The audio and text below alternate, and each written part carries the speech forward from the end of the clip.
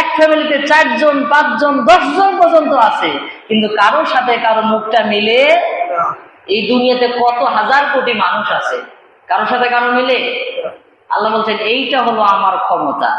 আমি যে তোমাদের পারেন 14 নম্বর সূরা, সূরা ইব্রাহিম 7 নম্বর আয়াতে আল্লাহ বলেন, লা ইন শাকারতুম লাযিদান্নাকুম ওয়া লা ইন কাফারতুম ইন্না আযাবি লাশাদীদ। আল্লাহ বলেন, বান্দা দুনিয়ার জমিনে আমার নিয়ামত যদি একবার বুঝতে পারো, আর বোঝার পর যদি তুমি আমাকে ধন্যবাদ দাও, তাহলে তোমাকে আমি যা দিয়েছি তারও বাড়িয়ে দেব। এজন্য আমরা কি বলি? সুবহানাল্লাহ, আল্লাহর প্রশংসা করি।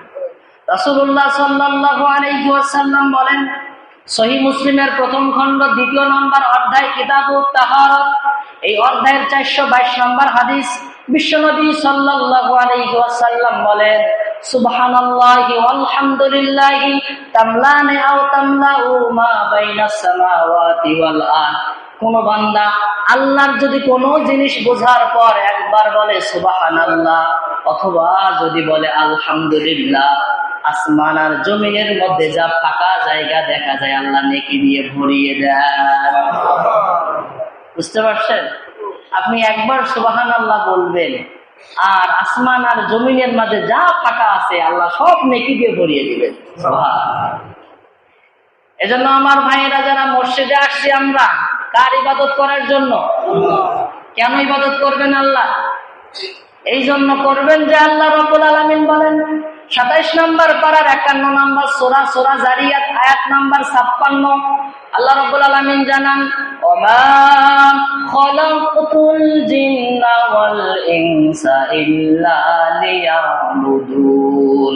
ও দুনিয়ার মানুষ, ও দুনিয়ার জিন, তোমাদেরকে আমি আল্লাহ বানাইছি শুধুমাত্র কেবলমাত্র আমার গোলামি করার জন্য। সুবহানাল্লাহ। তাহলে আমরা সবাই কার গোলাম?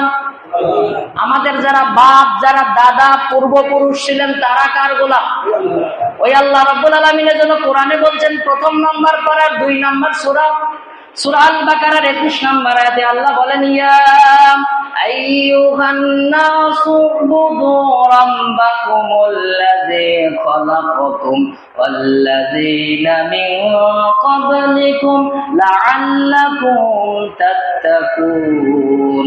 আল্লাহ বলেন, ও দুনিয়ার মানুষ, তোমরা শুধুমাত্র কেবলমাত্র আমার গোলামি করবা এই জন্য যে আমি আল্লাহ তোমাদেরকে বানাইছি, আর তোমাদের বাপ দাদা 14 পুরুষ যারা দুনিয়ায় আসছিল তাদেরকেও আমি বানাইছি। সুবহানাল্লাহ।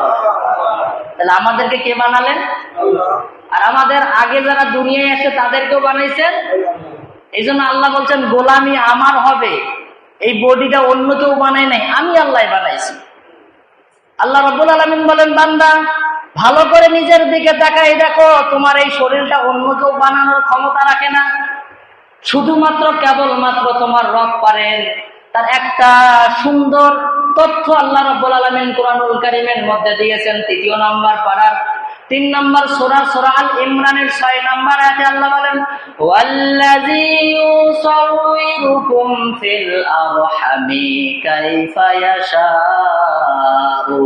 তিনি সেই আল্লাহ যিনি তোমাদের মায়ের পেটের ভিতরে যেমন ইচ্ছা তেমন করে মুখ পেজ বানাই দিয়েছেন। সুবহানাল্লাহ।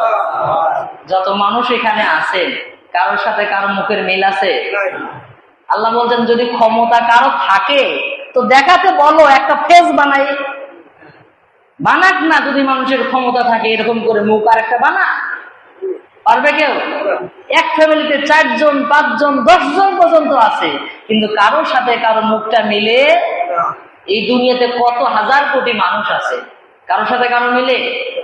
আল্লাহ বলছেন এইটা হলো আমার ক্ষমতা, আমি যে তোমাদের সৃষ্টিকর্তা, আমার যে গোলামি করতেই হবে তোমাদের, এইটা তার প্রথম কারণ। আল্লাহ রাব্বুল আলামিন বলেন এইটা ফার্স্ট। 2 নম্বর কারণ হলো তোমরা আমাকে এককভাবে এই জন্য মানবা, আমি আল্লাহ রাব্বুল আলামিন তোমাদেরকে যেমন বানাতে পারি তোমাদেরকে মারতে পারেন কে?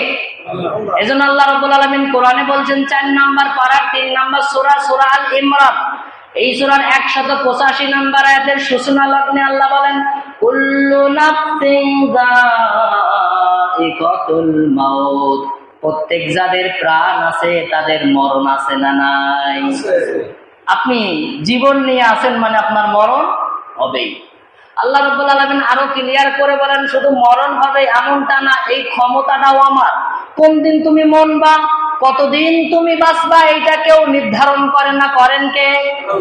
এজন্য কুরআনুল কারিমে দেখবেন আল্লাহ বলেছেন 28 নম্বর পারার 67 নম্বর সূরা মুলুকের 2 নম্বর আয়াতে আল্লাহ রাব্বুল আলামিন বলেন, আল্লাযী খালাকাল মাউতা ওয়াল হায়াতা লিয়াবলুয়াকুম আইয়ুকুম আহসানু আমালা। তিনি সেই আল্লাহ যিনি তোমাদের হায়াত বানিয়েছেন, তোমাদের মরণ বানিয়েছেন, তোমাদের পরীক্ষা করার জন্য। সুবহানাল্লাহ বলেন। আল্লাহ বলেন হায়াতটাও আমি বানাই আর মরণটাও আমি। এই দুইটা আমার কাছে ফিক্সড। অতএব কোথাও গেলে তোমার হায়াতটাও বাড়বে না, মরণের ডেটটাও এটা আমার কাছে ফিক্সড করা। আমি আল্লাহ যেই দিন বলবো ইমাম সাহেব আপনি বিদায় হন, সেদিন আজরাইল চলে আসবে, ইমাম সাহেব বিদায়। যেদিন বলবো মুসল্লিরা সব বিদায়, সেদিন মুসল্লিরা সব বিদায়। তার মানে হায়াতটাও আল্লাহ দেন, মরণটাও। এই জন্য গোলামি হবে কার? ভালো করে বোঝেন, গোলামি হবে কার?